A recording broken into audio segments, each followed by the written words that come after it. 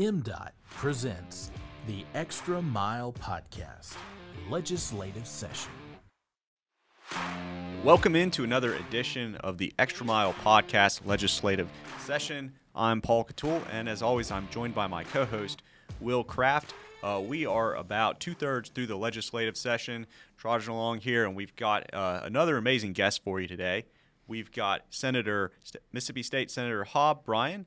He represents District 7, and that includes Itawamba, Lee, and Monroe counties. And he took office in 1984, so he is the Dean of the Senate, 39th session. That's amazing. Senator Bryan, thank you so much for joining us today. If you'd been down here 39 years, you'd be this way too. Well, tell us a little bit about yourself, Senator. How you got involved in politics? What was life in Amory like right now? Well, life in Amory is sort of changed because Highway 25 has been relocated, and that's changed the traffic patterns in Amory, and I'm confident that the Department of Transportation will be working to alleviate that problem. I'm led to believe this. That's absolutely right. So, and going back a little bit, how did you get into politics? I'm a child of the 60s. This just brought you right in. It was the 60s. We were all going to change the world, and that's basically it. Did you have folks, or your parents or grandparents, anybody kind of steer you into it? Or? No, I was just always intrigued. And 39 years later, still. For some reason, I'm here. I don't know. I don't know how it keeps happening, but yeah. So how many re-elections is that? It's actually 10 because, I think 10 re-elections because 1 year we had a 1-year term once upon a time. Really? Yes. I actually did not know that. Was it your goal to be involved with the public and health and welfare? I know that you're chair of now. Is that kind of what you had in mind when you were getting involved? No, I'm like everybody else. You know, we win these elections, and then we vote on issues and we chair committees, and it doesn't necessarily mean we know what we're doing. All we did was win elections, and so it's been an opportunity since I've been down here to learn a lot, or at least learn a little about a lot of different things, and public health and welfare, of course, that might as well be the whole world. And then there's all these transportation issues, and there are tax issues, and there are education issues, and one pedals as hard as one can. You talked about transportation, or mentioned transportation. We do want to get into that a little bit, and we mentioned that you're the longest serving Mississippi State Senator. So you were actually around for the 87 4-lane program. Can you tell us kind of what the process was to get that going, and just take us back to 1987? We raised taxes in order to provide better highways for the people. It's been a wonderful thing. When Grover Norquist was here with his campaign of shrinking government to the size you could drown it in a bathtub, I asked him 6 different ways if he would have voted for the highway program, and he never would answer the question. But I think that what that highway program did, and it's true across other areas, is if what you're doing is you're spending money on infrastructure, you're spending money on capital improvements that are going to be here for years to come, that's a good investment in the future. I can tell you, I was born into a world with running water and functioning sewer systems and roads and electricity and telephones, and I was just an infant. All of that was done by previous generations who provided all of those things that are still there. And by the same token, in my opinion, we need to be investing now in water, sewer, broadband, and transportation, and things that will be here long after we're gone. You mentioned the highway program. Nobody thought when we were passing the highway program that one day these red clay hills out around Sherman, Mississippi, would be leveled and an automobile assembly plant owned by an outfit from Japan would come there and start manufacturing cars. But it is the case that if that road had not been built, Toyota would not have located there, because Toyota not only demanded a 4-lane controlled access, they wanted to be on an interstate. And if you talk to people in economic development, in the world we live in, 4-lane highways are really essential for major economic development programs. And that's absolutely a function of the state. I get frustrated at some of the so-called incentives that we have for corporations which are moving here. But if we have someone who's going to come put in a manufacturing plant and we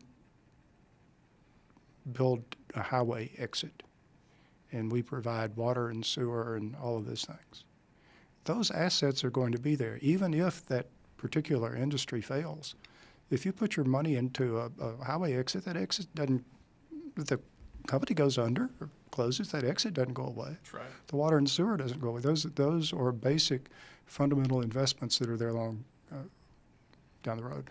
And I think that one of the great tragedies, since you raised this, is our failure to maintain the roads we have, let alone building others.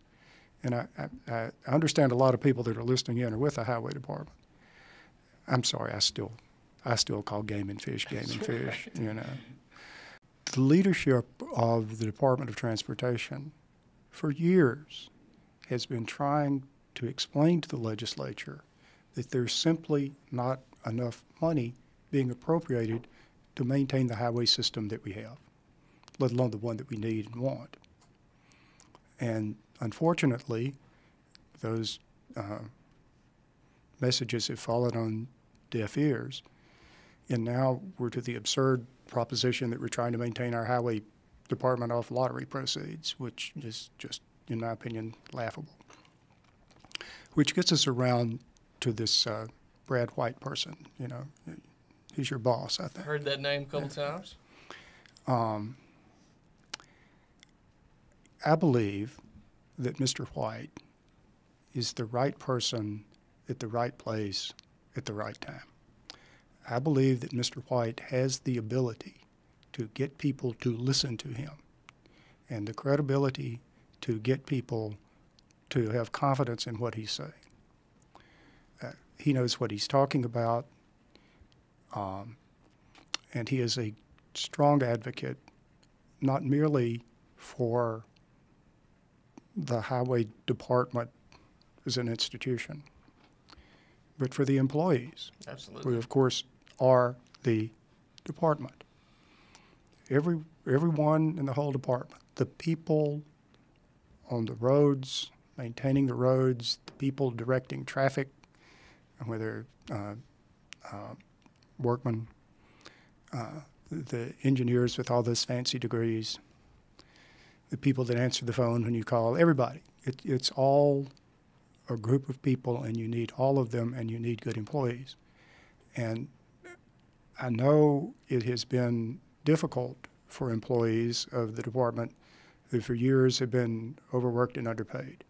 And I want you to know there are a lot of us in the legislature who know that, and we appreciate you. And I do believe help is on the way. I do not think help will get there by 3 o'clock tomorrow afternoon. But I think that the message is beginning to get through to the legislature, and I think things are going to get better. I appreciate what y'all do personally. I appreciate what state employees do, and I believe that compensation is going to improve, not as quickly as it should, not as quickly as I would like, but I think things are getting better, and I do believe a good deal of credit goes to Mr. White, who has worked hard to develop and maintain the credibility and to preach the gospel, and I think the congregation is listening. I'm glad to hear that. I appreciate you saying all those things. Absolutely. Well, you know, some people would say something like that to be nice. Well, we I would not. You know, I did not get that gene. I'm just saying that because I think that's important and it's accurate. Well, and you mentioned this a minute ago, referring to us as the highway department. You know, that was about 92, I think is what I was looking, a couple of years after 87. Do you remember that? Do I remember 92? Yeah. 18 or 1992?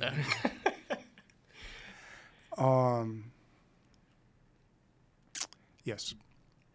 We were in the middle of the 87 program. But what you mentioned, and the only thing we did wrong with the 87 program, in my opinion, was it was not ambitious enough. We did not build enough fully controlled access highways.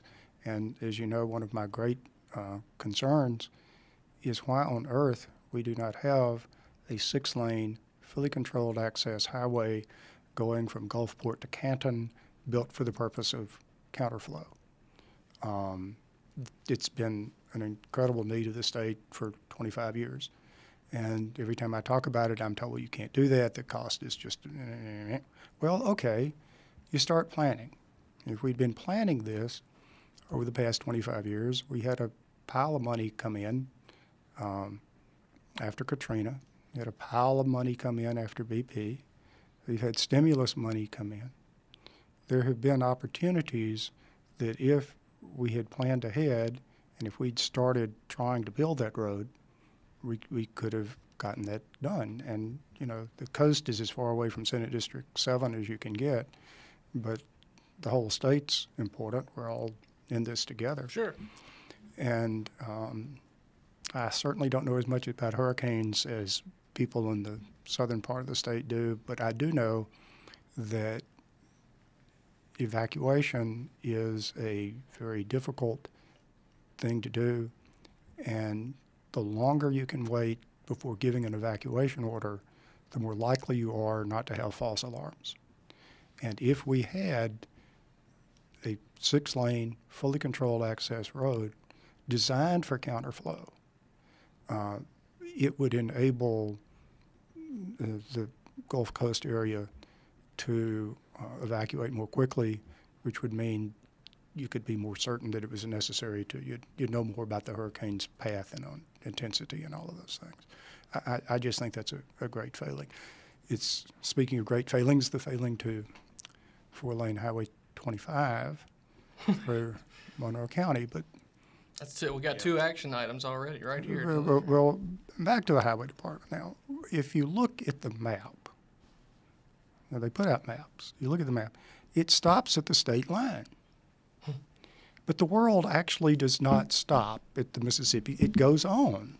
And so if you look at surrounding states, you can see there's a 4-lane road coming from Huntsville all the way into Mississippi, into Itawamba County, and there's a stretch which is finally getting completed down to Interstate 22, just east of Fulton. But that's where that road dead ends. And if we would continue that 4-lane down through Smithville and Amory and tie into the 4-lane in Columbus, you would have a road, 4-lane road, connecting to our system, which then connected to the road through Alabama to Interstate 65, which of course goes to Huntsville and Natchez and points north and south. And so it's really a part of a grid. It would also provide a parallel route for Highway 45, which is on the west side of the Tombigbee River. This would be on the east side of the Tombigbee River. And so it would provide two opportunities for traffic. And there are a lot of industries that like that redundancy. Sure. Also, since you insist on talking about this one road, it parallels the Mississippian Railroad, which runs from Amory to Fulton. The Mississippian is basically a 25-mile industrial spur. It was built once upon a time for lumber primarily, and later there were bentonite and other materials. But that rail ties in to the Burlington Northern and Amory. And the Burlington Northern has very high-quality rail running from Birmingham to Amory and on eventually to Long Beach, California. It is a main transportation line. So if the Burlington Northern, on one of its main routes, can get your boxcar to Amory, the folks at the Mississippian will go pick up the boxcar and bring it to you whenever you need it. And that really is an asset. So you have the combination of rail and you have the 4-lane road. That would be the sort of infrastructure I'm talking about. You mentioned Amory and the railroad. I've heard it referred to as the railroad subdivision before. Some interesting, I guess, how it all came to be with the railroad and the town coming together there. Well, yes. Now we can get on something important: railroads instead of all these highways. In the late 1800s, Birmingham sort of sprung up from nowhere, and so there was a railroad being built from Memphis to Birmingham, and they needed a halfway point. So in the middle of nowhere, the railroad bought some land, set up a roundhouse, a place to change road crews, laid out of town, and had the good sense to name it Amory for the Boston banker who was loaning them the money with which to build the railroad, which I've always thought was a good move. Probably a good idea. It was the Kansas City, Memphis, and Birmingham. And when I was growing up, there were two passenger trains a day to Amory, 2 passenger trains a day to Birmingham, 1 a day to Kansas City, and 1 a day to Pensacola. You could get on a passenger train in Amory, Mississippi, and go directly to Pensacola. It's just what more, again, would one want? But an interesting thing was so many people in Amory worked on the railroad that a number of them had passes. And as I said, there were a couple passenger trains to and from Memphis every day. And of course, everyone in North Mississippi understands the importance of Memphis. Why do you think Elvis moved to Memphis when he hit the big time? I mean, where else do you go? So you could get your rail pass, get on the train in the morning, go up to Memphis, go shopping, have a meal, go to a movie, whatever, get on the train, come back home, have dinner in Amory. And a lot of people did that. That's pretty neat. Well, we want to touch on some more fun questions, I guess you could say. But can you talk a little bit about Vision 21 and kind of data-driven decision-making when it comes to our infrastructure system? Well, I think that's important. I think that having a plan and looking at what roads you want to build and why, I do think there are more things to consider other than traffic counts. Once upon a time, a fellow named Henry Harris owned the West Point Daily Times Leader, and he was campaigning for roads and said if the only thing we looked at in building roads was traffic count, we'd have a 16-lane Natchez Trace going to and around Jackson, because it's the only way to get down here from that part of the state then. So what you have are where traffic wants to go and where a road can be used as a part of economic development. And those factors are part of Vision 21. But I think it's helpful to have the data that we have. And among the data that we get is very good is the condition of bridges, which is a very long story. But again, infrastructure, we're finding out we have problems with some of our bridges. Sure. Did you have a little bit of changing gears here? Did you ever have a favorite governor that you served with, or favorite lieutenant governor, maybe even? No pressure. Well, no, I'm tempted to say Tate Reeves simply because he's the incumbent, and if I were to say that, I think he's the one in a position to do the most for me. So it's tempting to say that. That's fair. But of course, I would be partial to Governor Musgrove. Governor Musgrove, that's right. Any stories, good working relationship stories that you want to share with us from that time? There was a general atmosphere in the legislature of people trying to work together, and we had a period of time in the 1980s and 1990s. We passed highway programs. We built 4-lane roads. We improved funding for public education. We did a lot of things which I think were long-term good moves for the state. It came about because ultimately we all worked together. I mean, you mentioned the highway program. I think Governor Lane vetoed that. We overrode that veto. That's right. We had a funding program for education. Governor Fordyce overrode that, vetoed that. We overrode those vetoes. We had a sales tax dedicated to public education. Governor Fordyce vetoed that. We overrode those vetoes. And so the legislature at that period of time was very broadly supportive of education and highways and what I consider the basic functions of state government. Do you want to touch on any projects in your district, in District 7? Corridor V, I know, is in Itawamba County. It is a major project. What are projects like those doing for economic growth and development in the area? Well, it's a long story, but the road I mentioned, which is, I believe, Highway 24 in Alabama, came to Mississippi and suddenly turned into a 2-lane road, and there was this gap of about 7 miles or something like that, which is now being completed.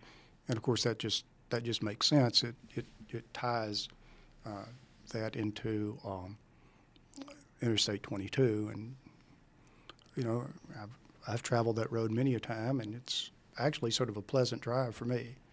But I'm in a car. I'm not in a tractor trailer rig, so it's much better to have a 4-lane road if you're moving a lot of stuff. I think that's scheduled sometime next year, maybe early next year, to be finished up, Paul. Believe so. Right. Let's see. We have it here. I think it's 2023 for sure. Maybe the summer. It is 2022. Summer right? 2023. There we go. I had to think about what year it is from time to time. Absolutely. Well, get up even further out of the box here. I know you spent a lot of time on the roads, and a lot of time traveling back and forth. Is there a favorite, maybe back in the district, or maybe even here in Jackson or somewhere else in the state, a favorite stop-in food spot that anytime you're in the area you just got to go by? Well, I guess I would cheat and talk about a road, not talk about food, but there's a very pleasant road, which not that many people know about, but Highway 23 runs from Smithville to Tremont. It runs very close to the Alabama line. It's in a part of the state that's about as hilly as Mississippi gets. There's very little traffic and very little development. There are houses and all, but there's a lot of timberland. It's not really heavily populated. It's an extremely pleasant drive through that little part of Monroe County and primarily Itawamba. So if you're up that way, you can take that. There are a lot of off the path roads like that are very pleasant. Absolutely. And so sometimes when I'm going somewhere, I take that route just because it's a pleasant route to take. And it takes you to Tremont, where you can eat at the Tammy Wynette Museum. There you go. Oh, excellent. I was going to say, I'm very familiar with, pieces of the stretch of road, like what you just referenced, Highway 13 and Mendenhall. Well, technically it's Pinola back home. There's a little stretch going towards Georgetown where it seems like it's a little 2-lane paved road, but it runs kind of through the woods, and it's just, it's very pretty and peaceful. It's one of my favorite. I've got the painting on my wall at the house. It's nice to take alternate routes when you can. You find interesting places. Absolutely. No doubt. Traveling around Mississippi, it's a beautiful thing. Small town Mississippi, really nothing better than that. Before we let you get out here, we do want to ask you, what's the best way for constituents or anybody to really contact you? Well, you can call me at 662-315-8862. That's the best way to find me. There we go. And we know that you're quite busy with the session going on, so guys out there, if you're trying to get in touch with them, give them some time. But I'm happy to hear from people. That's my job description. That's what I do for a living, and I don't know what's going on out on the ground unless constituents call and tell me. And it's always helpful to hear someone describing his or her experience, his or her good experiences and bad experiences. It helps me to know what's going on. So I'm happy to talk to people. Well, I certainly think Mississippians would be happy to hear that. We have had a very fun, insightful conversation with Senator Hob Bryan today. Senator Bryan, we really appreciate you visiting with us today, and we'll just go ahead and wrap things up. Thank you out there to all of our listeners. If you want to hear more episodes of the Extra Mile Podcast Legislative Session, be sure to subscribe or download wherever podcasts can be found. And you can also now watch each episode of The Extra Mile. Just search Mississippi Department of Transportation on YouTube. And remember to follow us on Facebook and Twitter. The handle there is @MississippiDOT. And as always, remember to drive smart out there on Mississippi highways.